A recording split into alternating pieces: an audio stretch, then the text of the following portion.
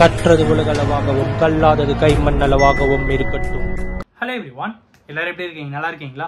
இன்னைக்கு நம்ம பேச போற டாபிக் என்ன அப்படின்னு பார்த்தீங்கன்னா, இந்த வீடியோவில் நான் உங்ககிட்ட பேச போகிற முக்கியமான ஒரு விஷயம் வந்து ட்ரம்ப் அவர்கள் போடப்பட்ட டாரிஃப் என்ன அப்படிங்கிற எல்லா விஷயங்களும் தான் இந்த வீடியோவில் நான் உங்ககிட்ட வந்து பேச போகிறேன். ஸோ ட்ரம்ப் அவர்கள் போடப்பட்ட டாரிஃப் அது வந்து யூஎஸ்ஏக்கு தானே கௌதம, நமக்கும் அதுக்கு என்ன சம்மந்தம் அப்படின்னு கேட்டிங்கன்னா, சம்மந்தம் இருக்குது. என்னென்ன சம்மந்தங்கள் அப்படிங்கிறது தான் இன்றைக்கி நம்ம வந்து புட்டு வைக்க போகிறோம். ஸோ ஃபஸ்ட் விஷயம் என்ன அப்படின்னு பார்த்தீங்கன்னா, ட்ரம்ப் அவர்கள் இந்தியாவுக்கு டாரிஃப் அப்படிங்கிறது பார்த்தீங்கன்னா 26% வந்து போட்டிருக்காங்க. பாகிஸ்தானுக்கு 29% போட்டிருக்காங்க. சில கண்ட்ரீஸுக்கு 90% வரைக்கும் போட்டிருக்காங்க. ஆளே இல்லாத ஊருக்கெல்லாமும் வந்து டாரிஃப் போடப்பட்டிருக்கு. ஸோ அந்த மாதிரி இந்த டாரிஃப் அப்படிங்கிறது போட்டிருக்காங்க. எதுக்கு இந்த டாரிஃப் அப்படின்னு கேட்டிங்கன்னா, டாக்ஸோட பெர்சன்ட், அதுதான் டாரிஃப் அப்படின்னு சொல்லுவாங்க. இப்போ இங்கே வந்து ஜிஎஸ்டி இருக்குது, 5%, 12%, 18%, 28% அப்படின்னு ஜிஎஸ்டி இருக்குது. பட் யூஎஸ்ஏல இருக்கிற சில விஷயங்கள் என்ன அப்படின்னு பார்க்கும்போது, இந்த ப்ரைஸிங் வந்து ஒரு சேஞ்சஸ் இருந்துகிட்டே இருக்கும். ஃபாரின் ப்ராடக்ட்ஸ்லாம் வந்து எப்பயுமே வந்து அதர் கண்ட்ரீஸில் இம்போர்ட்டட் அப்படின்னு வரும்போது டேக்ஸ் வந்து அதிகமாகவே இருக்கும், டாரிஃப் வந்து அதிகமாகவே இருக்கும். அந்த விஷயம் தான் இங்கேயும் அப்ளை ஆகுது.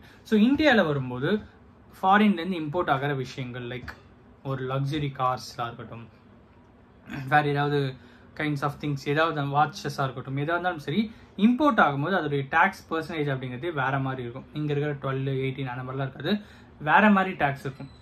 செஸ்ஸு, அப்புறம் வந்து சென்வேட்டு, கிரெடிட்டு, ஸோ அப்படி இப்படின்ட்டு பயங்கரமாக இருக்கும். ஸோ அப்படி இருக்கும்போது யூஎஸ்ஏலையுமே வந்து இதே விஷயங்கள் தான் வந்து ஃபாலோ பண்ணப்படுது.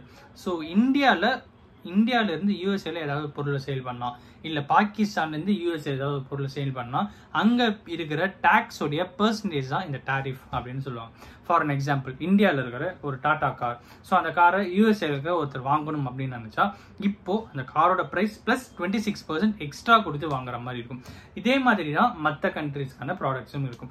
எதுக்கு கௌதம இந்த மாதிரி இருக்குது அப்படின்னு கேட்டிங்கன்னா, ஹோம் பேஸ்டு கண்ட்ரீஸோடைய ப்ராடக்ட்ஸை வந்து இம்ப்ரூவ் பண்ணுறதுக்கு, டெவலப் பண்ணுறதுக்கு, சப்போர்ட் பண்ணுறதுக்குலாம் ஃபாரின்லேருந்து இம்போர்ட் ஆகிற ப்ராடக்ட்ஸுக்கு டேக்ஸ் பர்சன்டேஜ் அதிகமாக வைப்பாங்க. ஸோ இதுதான் இருந்துட்டு இருக்கிற ஒரு விஷயமா இருக்கும்.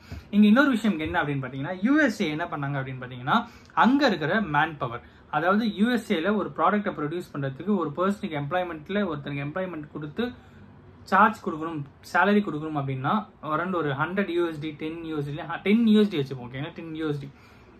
இந்தியாவிலேருந்து ஒருத்தர் கூப்பிட்டு போயிட்டு ஒர்க் பண்ணால் ஒரு $5 ஒர்க் பண்ணுவாங்க.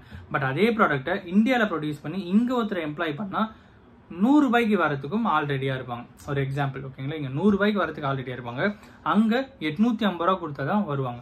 ஸோ இந்த ப்ரைஸிங் கான்செப்டுக்காக யூஎஸ்ஏல இருக்கிற ஏகப்பட்ட ப்ராடக்ட்ஸ் வந்து ஸ்ப்ரெட்டடாக இருக்கும். சைனாவில், இந்தியாவில், அந்த மாதிரி ஏகப்பட்ட கண்ட்ரிஸ் வந்து ஸ்ப்ரெட்டடாக இருக்கும். ஸோ அங்கே ப்ரொடியூஸ் பண்ணி அதுக்கப்புறம் இந்தியாவுக்குள்ளே விற்கிறதா இருக்கட்டும், அதுக்கப்புறம் இந்தியாவிலேருந்து எக்ஸ்போர்ட் பண்ணுறதா இருக்கட்டும், எல்லா விஷயங்களுமே வந்து நடக்கும். இது என்ன பார்த்தீங்கன்னா, கிட்டத்தட்ட தான் காசை கொடுத்து தனக்கே, அது என்ன சொல்லுவாங்க,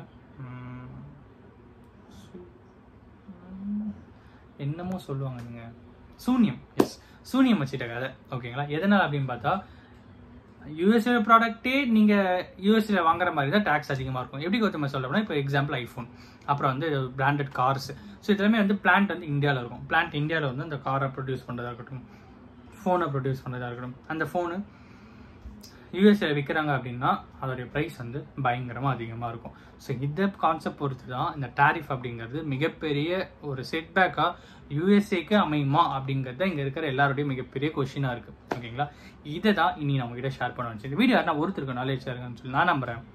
தேங்க்ஸ் ஸோ மச்.